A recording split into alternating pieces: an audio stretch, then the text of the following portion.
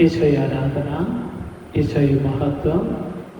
ലോകരാജ്യങ്ങളിൽ Emmanuel പ്രാർത്ഥന ശ്രമിക്കുന്ന എല്ലാ ദൈവമക്കൾക്കും ദൈവനാമത്തിൽ നന്ദി പറയുന്നു. നമ്മുടെ പ്രധാനപ്പെട്ട സ്പിരിച്വൽ ചാനലാണ് പരിശുദ്ധ അമ്മ 33, പരിശുദ്ധ അമ്മ 33. ഇതൊരു സ്പിരിച്വൽ ആത്മീയ ചാനലാണ്. പരിശുദ്ധ അമ്മ മാതാവിൻ്റെ വലിയൊരു വിശുദ്ധ ദേവാലയം പോലെയാണ് ഈ ചാനൽ. അപ്പം നമ്മൾ ഒരുപാട് ആത്മീയ അറിവുകളും അനുഗ്രഹങ്ങൾ, നമ്മുടെ ജീവിതത്തിൽ ദൈവം പ്രവർത്തിച്ച അത്ഭുതങ്ങളും അടയാളങ്ങളും, എന്നെ ഇത്രത്തോളം എത്തിച്ച ആ ദൈവത്തെ മഹത്വപ്പെടുത്തുക, ദൈവവചനം ലോകരാജ്യങ്ങളിൽ എത്തിക്കുക, കർത്താവിൻ്റെ ആ സ്നേഹം മറ്റുള്ളവരിലേക്ക് എത്തിക്കുക എന്നതാണ് ഈ ചാനലിൻ്റെ പ്രധാനപ്പെട്ട ദൗത്യം, ഡ്യൂട്ടി ആൻഡ് റെസ്പോൺസിബിലിറ്റി. അപ്പോൾ നമ്മൾ അധ്വാനിക്കുമ്പോൾ ദൈവം പ്രവർത്തിക്കും എന്നതിലാണ് എൻ്റെ വിശ്വാസം. നമ്മൾ തമ്പുരാന് വേണ്ടി അധ്വാനിക്കുമ്പോൾ ആ തമ്പുരാൻ നമുക്ക് വേണ്ടി പ്രവർത്തിക്കും. അപ്പോൾ പ്രധാനമായിട്ടും നമ്മുടെ യൂട്യൂബ് ചാനലിൽ പ്രധാനപ്പെട്ട കണ്ടന്റ് ഉദ്ദേശിക്കുന്നത് കർത്താവിൻ്റെ അനുഗ്രഹങ്ങളും ദൈവവചന ശുശ്രൂഷയും.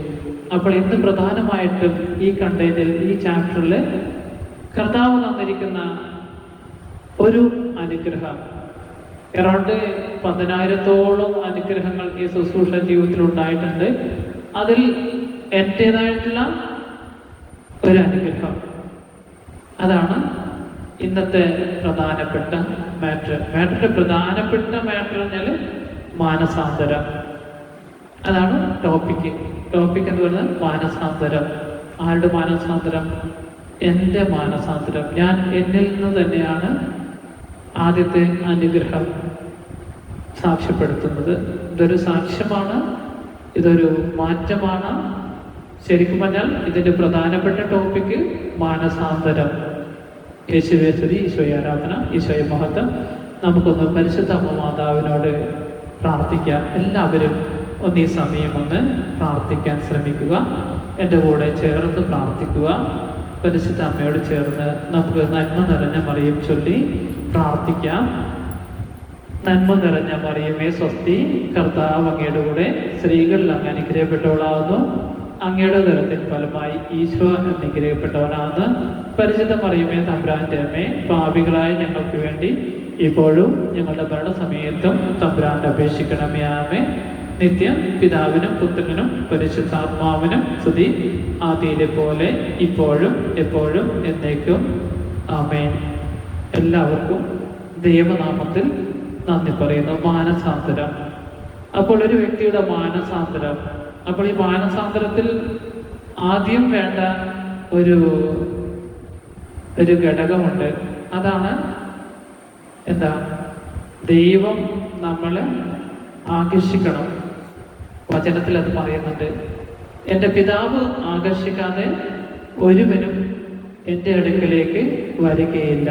യേശുവേ ആരാധന, യേശുവേ സ്തുതി, ഈശോയെ മഹത്വം. എൻ്റെ ജീവിതത്തിലെ ആദ്യത്തെ മാറ്റമാണ് ഞാനിവിടെ പറയുന്നത്. ഒരുപാട് കാര്യങ്ങൾ ഓരോ എപ്പിസോഡായിട്ടായിരിക്കും, ഒന്നിച്ച് എല്ലാം പറഞ്ഞാൽ ശരിയാവത്തില്ല. അതുകൊണ്ട് ഓരോന്നായിട്ടായിരിക്കും. ദൈവാനുഗ്രഹം, ദൈവം തന്ന അനുഗ്രഹത്തെ കുറിച്ചാണ് ഞാനിപ്പോൾ സാക്ഷ്യം പറയുന്നത്. ഒന്നാമത്തെ സാക്ഷ്യം മാനസാന്തരം. അപ്പോൾ ശരിക്കും ഞാൻ ദൈവത്തെ ശരിക്കും കൂടുതൽ അറിയാൻ ശ്രമിച്ചത് ഒരു മാനസാന്തരത്തിലൂടെയാണ്, ഒരു ധ്യാനത്തിലൂടെയാണ് ഞാൻ ശരിക്കും പൂർണ്ണമായിട്ടും ദൈവത്തെ അറിഞ്ഞത്. യേശുവേ ആരാധന, യേശുവേ സ്തുതി, ഈശോയെ മഹത്വം. അപ്പോൾ ആ മാനസാന്തരത്തിന് ഒരു വഴി ആദ്യം തമ്പുരാൻ ഒരുക്കി തന്നു. അതാണ് വിശുദ്ധ കുർബാന. പെസഹ തിരുനാളിൽ കർത്താവഴകിയ കൽപ്പന പോൽ. അപ്പോൾ പെസഹ തിരുനാളിൽ ആ പാട്ടിലൂടെയാണ് ഞാൻ കർത്താവിനെ ആഴത്തിലേക്ക് സ്നേഹിക്കാൻ തുടങ്ങിയത്. അപ്പോൾ വിശുദ്ധ കുർബാനയിൽ എനിക്ക് ഏറ്റവും കൂടുതൽ ആദ്യ കാലഘട്ടത്തിൽ അറൗണ്ട് 2017 കാലഘട്ടത്തിൽ 2018 മാനസാന്തരം ദൈവം തന്ന് പുതിയൊരു മനുഷ്യനായി രൂപാന്തരപ്പെടുത്തിയത്. അപ്പോൾ 2017 കാലഘട്ടത്തിൽ എനിക്ക് കുർബാന പാട്ട് ഭയങ്കര ഇഷ്ടമായിരുന്നു. കുർബാന കൂടുക എന്നത് വലിയൊരു ഹാബിറ്റായിരുന്നു. അതെന്താ എന്ന് ചോദിച്ചാൽ എനിക്ക് പോലും അറിയത്തില്ല. അപ്പോൾ അതിനു മുമ്പ് എങ്ങനെ ഏതായെന്ന് നമുക്ക് ഒരുപാട് കാര്യങ്ങളൊന്നും പറയേണ്ടതില്ലല്ലോ. അപ്പോൾ നമുക്ക് എല്ലാവർക്കും ഒരു മാനസാന്തരം ആവശ്യമാണ്. എങ്കിൽ മാത്രമേ നമുക്ക് ദൈവത്തെ അറിയാൻ സാധിക്കുകയുള്ളൂ. അപ്പോൾ പെസഹ തിരുനാളിൽ കർത്താവരുളിയ കൽപ്പന പോൽ തിരുനാമത്തിൽ ചേർന്നിടാൻ ഒരുമയോടെ ഈ ബലി അർപ്പിക്കാം. എനിക്കൊരുപാട് പാട്ടുകളൊന്നും അറിയത്തില്ല, എങ്കിലും എനിക്കറിയുന്ന ആത്മീയ നോളജ്, എനിക്കറിയുന്ന ഹൃദയത്തിൽ നിന്ന് വരുന്ന കുറച്ച് കാര്യങ്ങൾ. അപ്പോൾ ആ ഈശോയുടെ ആ വലിയൊരു അർപ്പണം, ബലിയർപ്പണം, അപ്പൊ എല്ലാവരെയും ഒരുമിച്ച് കൂട്ടുന്ന ആ തമ്പുരാന്റെ ആ വലിയൊരു സ്വരം, ആ സ്വരത്തിലൂടെയാണ് എനിക്ക് ദൈവത്തെ അറിയാൻ പരിശുദ്ധാത്മാവ് അവസരം തന്നത്. അതിന് ഞാൻ ദൈവത്തോട് കോടാനുകോടി നന്ദി പറയുന്നു. അപ്പോൾ എന്താണ് വിശുദ്ധ കുർബാന? അതാണ് അതിൻ്റെ ഒരു പ്രധാനപ്പെട്ട വഴി. പിന്നീട് എന്താ, ദൈവം ഒരുപാട് സ്നേഹം തന്നു, ദൈവസ്നേഹം തന്നു. ആ ദൈവസ്നേഹം എനിക്ക് ലഭിച്ചത് കൊണ്ട് അട്ടപ്പാടി പോയി ശിശുവൻ ധ്യാനകേന്ദ്രത്തിൽ പോയൊരു ധ്യാനം കൂടാൻ സാധിച്ചു. അത് 2018. അപ്പോൾ ആ ധ്യാനത്തോടു കൂടി എനിക്ക് ദൈവത്തിൻ്റെ സ്നേഹം എന്താണെന്ന് അറിയാൻ സാധിച്ചു. നിങ്ങളിൽ എല്ലാവരും ഇതുപോലെ പോകണമെന്നോ ഇതുപോലെ ചെയ്യണമെന്നോ എന്നല്ല ഞാൻ ഉദ്ദേശിക്കുന്നത്. എൻ്റെ ജീവിതത്തിലെ അനുഭവമാണ് ഞാൻ നിങ്ങളെ അറിയിക്കുന്നത്. അത് നിങ്ങൾക്ക് വിശ്വാസമുണ്ടെങ്കിൽ കേൾക്കാം, ഇല്ല എങ്കിൽ കേൾക്കണമെന്ന് ഞാൻ ഒരിക്കലും നിർബന്ധിക്കുകയില്ല. കാരണം നമ്മുടെ ദൈവം നമ്മൾ ആരെയും ഒന്നിനും പ്രസ് ചെയ്യുന്നില്ല, ഒന്നിനും നമ്മളെ നിർബന്ധിക്കുന്നില്ല. ഞാനും അതുപോലെ തന്നെ നിങ്ങളെല്ലാവരും എൻ്റെ കുടുംബത്തിലെ അംഗമായി ഞാൻ കാണുന്നു. നിങ്ങളെല്ലാവരെയും സ്നേഹിക്കുന്നു. കാരണം നിങ്ങളെല്ലാവരും ദൈവത്തിൻ്റെ മക്കളായതുകൊണ്ടാണ് നിങ്ങൾ എല്ലാവരും ഈ സന്ദേശം അവസാനം വരെ കേൾക്കുമെന്ന് ഞാൻ വിശ്വസിക്കുന്നു. അപ്പോൾ പ്രധാനമായിട്ടും മാനസാന്തരം, വിശുദ്ധ കുർബാന, അതുപോലെ തന്നെ ദൈവസ്നേഹം, ദൈവ കരുണ, ഇത്രയും കാര്യങ്ങൾ അടങ്ങിയ ചെറിയൊരു ടോപ്പിക്കാണ് ഈ ഭാഗത്തിൽ പ്രധാനമായിട്ടും ചെയ്യാൻ ആഗ്രഹിക്കുന്നത്. അതിലൊരു ചെറിയൊരു സാക്ഷ്യവും കൂടി ഉണ്ടായിരിക്കും.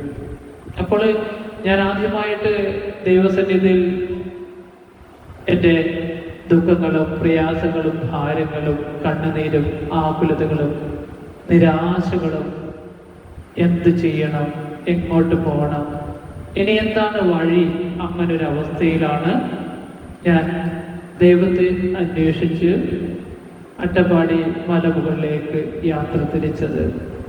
യാത്ര തിരിക്കുന്ന സമയത്ത് ശരിക്കും പറഞ്ഞാൽ ജീവിക്കണോ മരിക്കണോ അങ്ങനൊരു വലിയൊരു ക്രൈസിസിലായിരുന്നു അട്ടപ്പാടിയിലേക്ക് യാത്ര തിരിക്കുന്നത്. ശരിക്കും പറഞ്ഞാൽ ഈ ഭൂമിയിൽ നിന്നും